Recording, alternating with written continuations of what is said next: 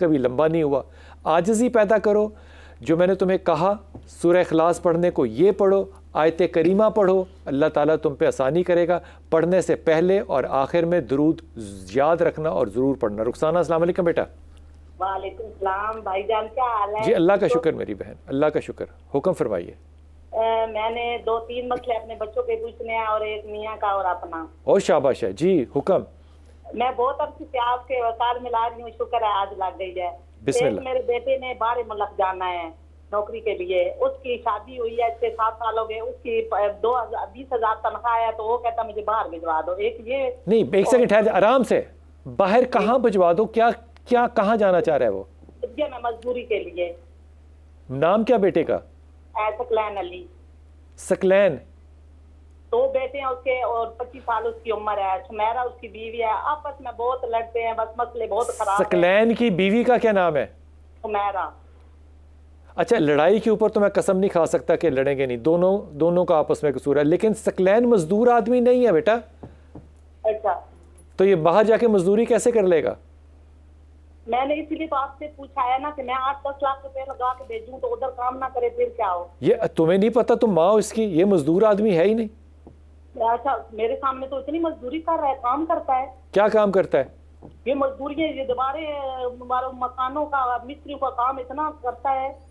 बस इसे यही करने दो, बाहर जाके एस्केप करेगा, फिर ये वापसी का कोई रास्ता नहीं है सकलैन का। अच्छा, बाहर ना भिजवाऊं? नहीं नहीं नहीं नहीं, देखो अगर जितना आप कह रही हैं ना कि ये मेहनती है, तो फिर इसका रिस्क तो यहाँ पे बढ़ेगा ना। अच्छा, कहने में और करने में मेरी प्यारी बहन जमीन और आसमान का फर्क है। पता क्या, इधर और सुबह 10 बजे जाता है, रात को 1-2 बजे वापस आता है, और क्वार्टर किराए पे रखा है, 20,000 उसकी तनख्वाह है। आप खुद दुनिया में ऐसा कौन सा काम है जो सुबह 10 बजे शुरू होता है, रात को 3 बजे खत्म होता है, सिवाय मीडिया के? और BH में वो उधर काम करता है, कोई गाड़ियों की टोकन वगैरह का। मेरी प्यारी बहन, उसको कहो कि यहाँ काम करे और खामोशी के साथ यहाँ पे अपना रिस्क कमाए। अगली बात, अगला मेरा एक बेटा पिज्जा बर्गर वाली शॉप बनाई किसी के साथ पार्टनरशिप। बेटे का नाम? मोहम्मद इस्माइल।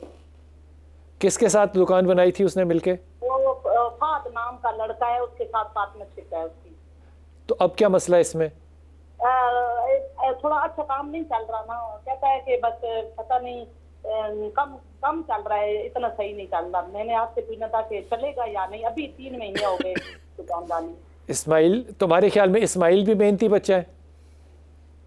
वो मुझे कम लगता है, ये वाला अच्छा लगता है। सकलैन अच्छा लगता था, ये तो हमने बता दिया। इस्माइल मुझे कम लगता है। इस्माइल को कहो कि तू बातें कम कर और होम डिलीवरी ज्यादा कर। अच्छा, बस ये काम चलेगा इंशाल्लाह ताला। और सूरह इखलास पढ़ने को दो इसको। अच्छा, पढ़ लेगा? जी पढ़ेगा। हाँ। मैं नमाज पढ़ता हूँ और जो कोई वजीफा बताता है मैं पढ़ता हूँ, मैं भी उसको बताती रहती हूँ ये वजीफे पढ़ा करो, अल्लाह बरकत डालेगा। मैं किसी वजीफे से रोक तो नहीं सकता, लेकिन कुल वल्लाह हो अद अल्लाह हो समद अगर पढ़ना शुरू कर देगा तो अल्लाह रिस्क में बहुत इजाफा फरमाएगा इंशाअल्लाह ताला, ये जहन में रखना। तीसरा ये बात है कि मेरा अहमर अली नाम का बेटा है, पढ़ाई में भी अच्छा है, बाकी भी काम करता है, गुस्से वाला बहुत है, उसका मुझे समझ नहीं आ रही, बात नहीं मानता और गुस्सा बहुत करता है। अहमद अली? अहमर अली, अहमद नहीं, अहमर अली। ये अच्छा बच्चा है, इसको जिंदा रहने के लिए जगह दो, ये ठीक है बच्चा, ये अपनी ज़िंदगी खुद बना लेगा इंशाअल्लाह ताला। इसके ऊपर बहुत ज़्यादा कोई परेशानी की बात नहीं है। खातून मजमूई तौर पे कॉम्प्रहेंसिवली माँ की हैसियत से परेशान है, इसको कोई ख़ास चीज़ पढ़नी चाहिए। जी हाँ, एक तो दुरूद पाक जो है ना उसे तसलसल के साथ पढ़ना चाहिए। दूसरा, जैसे अभी उन्होंने कहा कि वो आपस में लड़ते झगड़ते रहते हैं, तो ये एक कमो बेश हर दूसरे घर का ये मसला है। हाँ।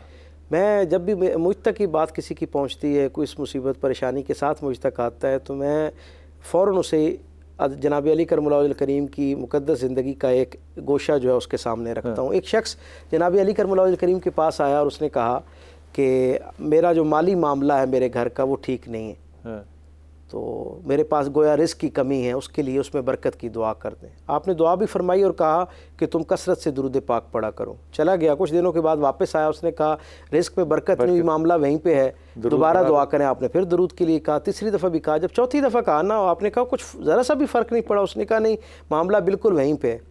आप खामोश हुए और थोड़ी देर के बाद आपने कहा कि तुम्हारे घर के अंदर तकरार तो नहीं होती है? आपस में बगैर किसी बात की उलझाओ तो नहीं होता। बहुत छोटी सी बात पर बहुत देर तक बहस मुबाहिसा तो नहीं होता, फिर वो उलझन का और लड़ाई झगड़े का ज़रिया तो नहीं बन जाता। उसने एक लम्हे के लिए सोचा और उसकी आंखों में चमक पैदा हुई और उसने कहा हाँ बिल्कुल, हमारे घर में तो ये 24 घंटे का मामूल है, हर वक्त यही हो रहा होता है। बहुत छोटी छोटी लायानी बातें जो हैं, जिन पर वक्त गुजरने के बाद जब हम देखते हैं तो हमें पता चलता है कि ये तो कोई बात नहीं थी। तो आपने क्या कहा जवाब में? आपने कहा अगर किसी नबी के घर में भी तकरार हो रही हो ना, किसी नबी जैसे मुकद्दस घर के अंदर तकरार हो रही हो, तो उस तकरार की बेबरकती ये कि वहाँ से बरकत वाले फरिश्ते वापस आसमान की तरफ चले जाते हैं। बरकत डालिए, और तकरार बिला वजह की, वजह वाली भी हो तो तकरार नहीं करनी चाहिए। छोटा सा वक्फा, वापस आ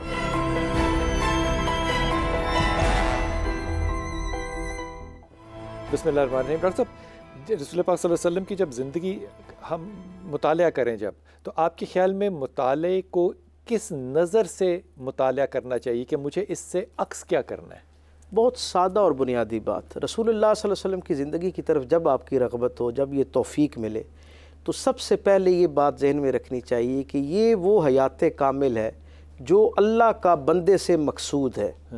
जो अल्लाह बंदे से जिस तरह की ज़िंदगी चाहता है, ये हकीकत में ये वो वाली ज़िंदगी है। और ये इतनी कामिल ज़िंदगी है कि इंसानी तारीख़ का कोई दानिश्वर, कोई हुक्मरान, कोई कामयाब इंसान, हत्ता कि किसी नबी ने भी ये दावा नहीं किया कि मैं तुम्हारे लिए एक ऐसी ज़िंदगी छोड़ के जा रहा हूँ, एक ऐसा उसवा छोड़ के जा रहा हूँ जिसका दिन भी दिन है और उसकी रात भी दिन है। दिन भी दिन, जिसका दिन भी दिन है और उसकी रात भी दिन है। क्या मतलब कि जैसे दिन रोशन है इसका, इसी तरह उसकी रात भी रोशन है। मैं हमेशा कहता हूँ मेरे रसूल का उसवा ऐसा कामिल हिदायत पर मबनी है कि ये करीम रसूल की करीम ज़िंदगी जो तहारत गाह में भी इंसान को हिदायत और रहनुमाई से महरूम नहीं छोड़ती।